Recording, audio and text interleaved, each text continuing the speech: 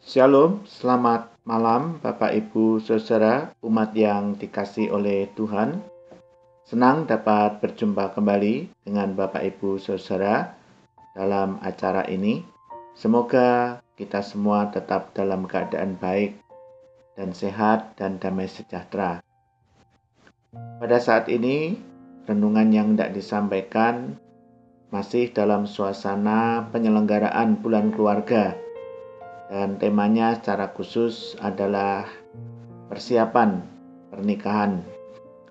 Sebagaimana lazimnya dalam tradisi masyarakat di Indonesia ini, ada berbagai macam persiapan yang harus dilakukan oleh mereka para pasangan calon mempelai dengan maksud dan tujuan agar pernikahannya dapat berlangsung dengan sebaik-baiknya, dengan lancar.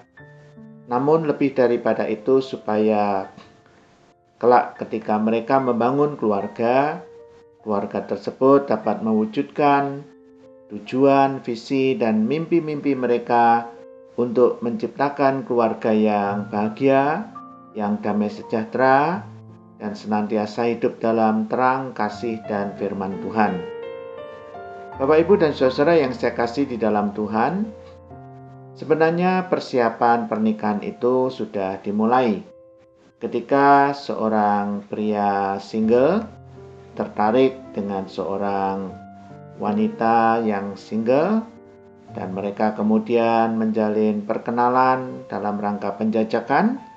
Jikalau ketertarikan itu kemudian bertumbuh menjadi cinta kasih, maka mereka memasuki tahap yang biasa dikenal dengan pacaran.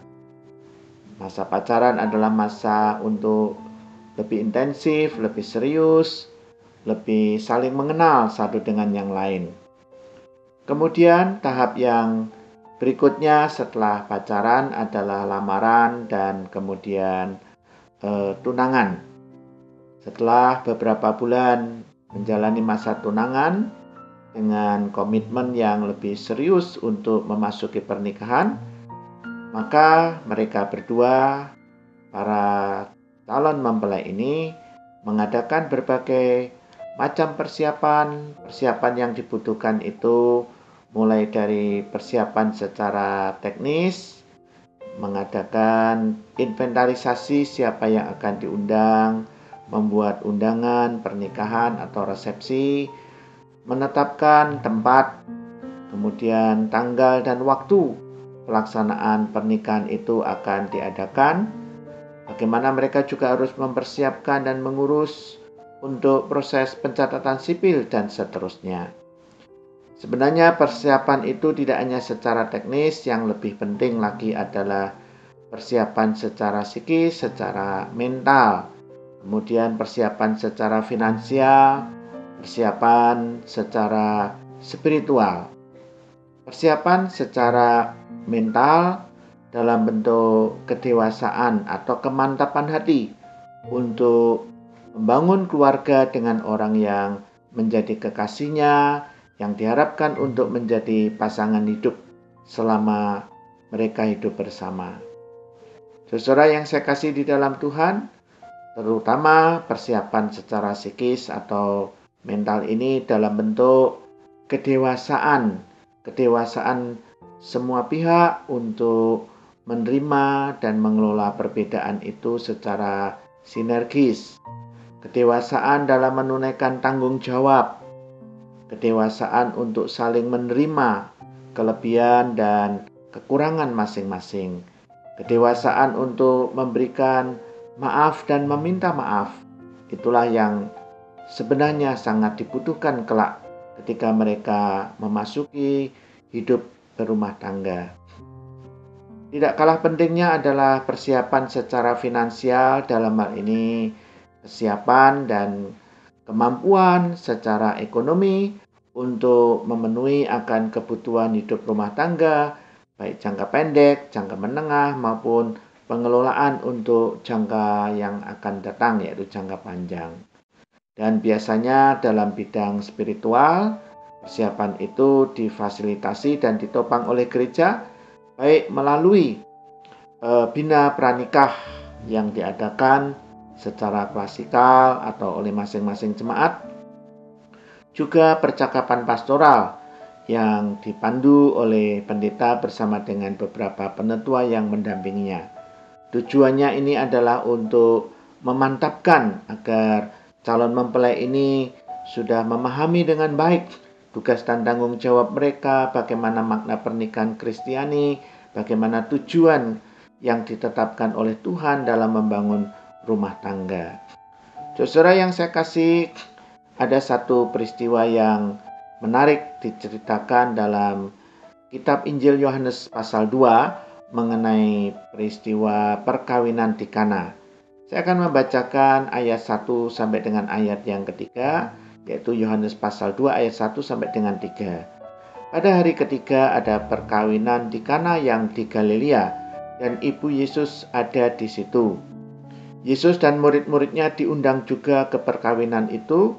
Ketika mereka kekurangan anggur, Yesus berkata kepadanya, mereka kehabisan anggur.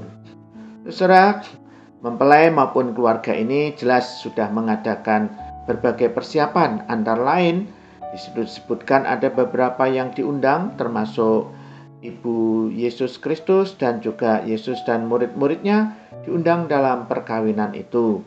Juga ada minuman yang disajikan, minuman pokok berupa anggur. Namun menarik sekali, walaupun mereka sudah mengadakan persiapan, diupayakan dengan sebaik-baiknya, tetap ada masalah yang di luar dugaan mereka. Masalahnya adalah mereka mempelai ini, keluarganya, kehabisan anggur. Apakah karena ketersediaan anggur yang terbatas? Bisa saja itu terjadi. Apakah karena para undangan kalau minum anggur itu terlalu banyak? Itu juga mungkin terjadi. Atau barangkali yang diundang itu ternyata terlalu banyak, lebih banyak daripada yang diprediksi. Ini juga bisa menyebabkan mereka kehabisan anggur.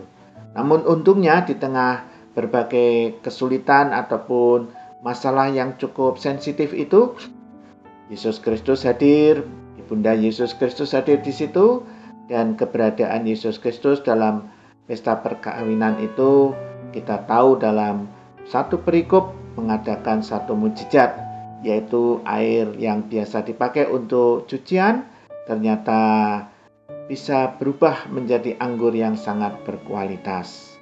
Nah, dari peristiwa kitab Injil Yohanes pasal 2 ayat 1 sampai 11 yang disaksikan, diberikan kalimat penutup di dalam ayat 11, hal itu dibuat Yesus di Kana yang di Galilea sebagai yang pertama dari tanda-tandanya, dan dengan itu ia telah menyatakan kemuliaannya dan murid-muridnya percaya kepadanya. Satu hal yang dapat kita simpulkan di sini, bahwa sebaik-baiknya persiapan diadakan oleh para mempelai bersama dengan keluarga. Yang namanya hidup berumah tangga, perkawinan, itu bisa saja menghadapi masalah-masalah yang tidak terduga-duga. Namun semua masalah itu bisa dapat teratasi oleh kuasa, oleh kehadiran dan pertolongan Tuhan Yesus Kristus. Itulah pentingnya menjalin bina pranikah, menjalin cinta kasih antara seorang pria single dengan wanita single yang dicintai, yang diharapkan untuk menjadi pasangan hidup. Selalu membutuhkan kasih dan pertolongan Tuhan. Betapa pentingnya pimpinan dan pertolongan Tuhan itu adalah sesuatu yang sangat mutlak, karena ketika mereka menghadapi berbagai masalah dan pergumulan, maka pimpinan dan kehadiran Tuhan itu akan dinyatakan dengan memberikan pertolongan. Jadi saudara, persiapan sebaik apapun yang dilakukan oleh mereka yang akan menikah, kemungkinan tetap tidak sempurna, kemungkinan tetap ada kendala, kemungkinan tetap ada kekurangan di sana-sini, tetapi relatif tidak menjadi masalah. Selama kita bersama dengan Tuhan, Tuhanlah yang akan menyediakan segala sesuatu. Tuhan yang akan memberikan solusi terbaik atas setiap kesulitan dan masalah yang kita hadapi. Bagi mereka yang akan memasuki atau mempersiapkan untuk melangsungkan pernikahan, saya menyampaikan selamat berjuang untuk mengadakan persiapan dengan sebaik-baiknya, Dan semoga di dalam pimpinan atau penyertaan Tuhan, persiapan pernikahan itu akan membawa kelancaran dan pernikahan yang baik, yang indah, dan terutama keluarga yang penuh bahagia, damai sejahtera, dan senantiasa hidup dalam terang firman dan kasih Allah. Tuhan Yesus memberkati kita semuanya. Amin. Mari kita berdoa. Kami bersyukur kepadamu Tuhan atas kekuatan berupa cinta kasih yang tumbuh pada diri setiap pria dan wanita. Melalui cinta kasih yang bertumbuh itu, maka anak-anak manusia melangsungkan pernikahan yang sebelumnya juga perlu mengadakan persiapan dengan sebaik mungkin, sedetail mungkin. Namun semuanya itu akan tetap menghadapi kendala dan kekurangan. Selama hidup bersama dengan Tuhan, Tuhanlah yang akan memberikan pimpinan, pertolongan, dan solusi atas segala permasalahan yang dihadapi.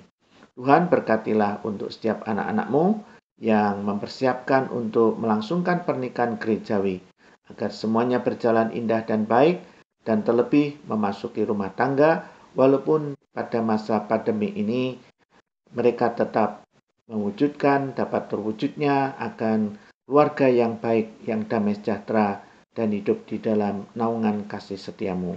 Berkatilah dan pulihkanlah mereka yang sakit, berikan kecakapan dan wibawa kepada pemerintah dalam menangani masalah pandemi COVID-19 ini. Terima kasih Bapa, terima kasih Tuhan Yesus atas berkat-Mu yang mengisi hidup kami untuk selama-lamanya, sehingga kami saat ini masih tetap dalam keadaan baik, mampu mengucap syukur dan memuliakan Engkau.